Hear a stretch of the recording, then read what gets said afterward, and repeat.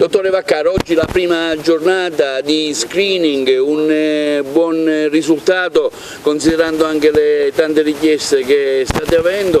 Possiamo fare già un primo bilancio, cosa chiede, quali sono i primi risultati almeno dalle prime ore dei controlli? Sì, abbiamo iniziato da poco, per fortuna c'è una bella giornata, quindi la gente è invogliata a venire, abbiamo anche predisposto un riparo dal sole, abbiamo iniziato le prime visite, primo riscontro, posso dire magari qualche caso di ipertensione ma controllata nonostante la terapia, quindi abbiamo modificato la cura e invitato il paziente a svolgere controlli successivi. Sicuramente nella giornata di oggi ci aspettiamo una grande affluenza, ma anche domani e dopodomani, e invitiamo, ribadisco, numerosa popolazione, ma sottolineo soprattutto pazienti con fattori di rischio, non tanto il paziente giovane, ma il paziente diabetico, iperteso, in cui va fatto uno screening cardiovascolare semplice, a basso costo, che consiste nell'esecuzione dell'elettrocardiogramma. Questi dati sono importanti perché verranno conservati oltre 10 anni, quindi può essere un punto di riferimento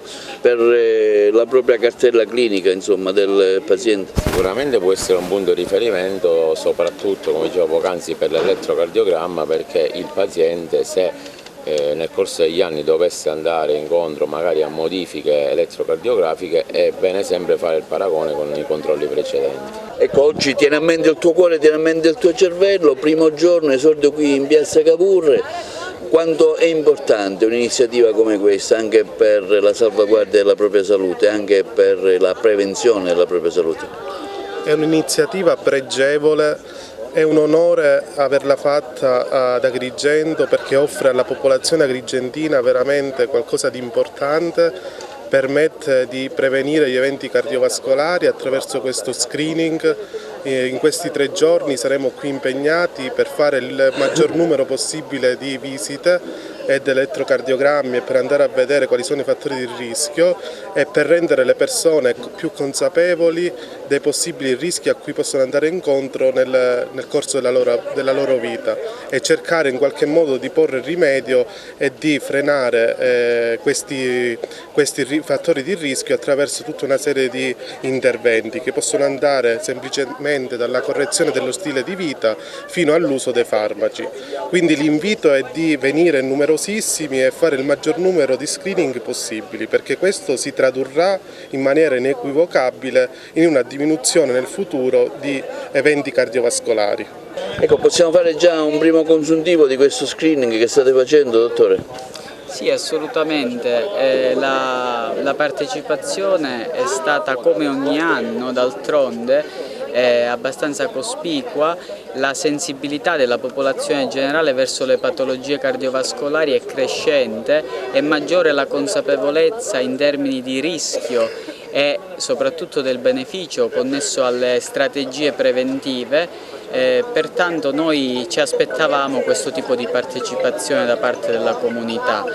Devo dire che l'iniziativa di oggi rappresenta un cardine nell'armamentario terapeutico che abbiamo in cardiologia per contrastare le malattie cardiovascolari, che rappresentano la prima causa di mortalità e morbidità nel mondo occidentale, e la prevenzione sicuramente è un'arma vincente. Prevenire una malattia significa curarla al 100%. Ecco, l'abbiamo vista poco fa effettuare proprio una visita dal vivo. Ecco, possiamo fare già un consuntivo, che cosa sta emergendo e quanto sono importanti anche queste iniziative fine alla prevenzione, dottore?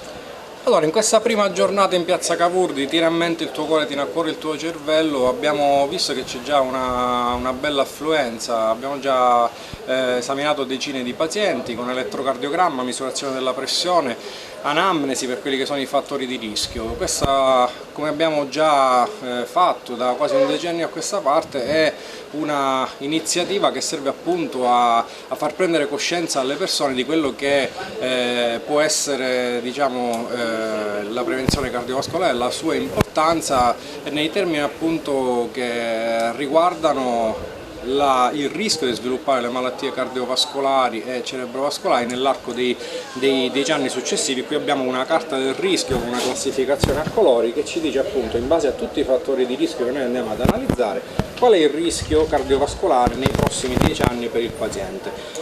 Gli elettrocardiogrammi, E in questo caso, ad esempio? in questo caso il paziente dobbiamo finire di esaminarlo, ma questo è un paziente che ha un rischio cardiovascolare medio-alto, quindi stiamo fra il 15 e il 20% di sviluppare eventi cardiovascolari e cerebrovascolari a 10 anni.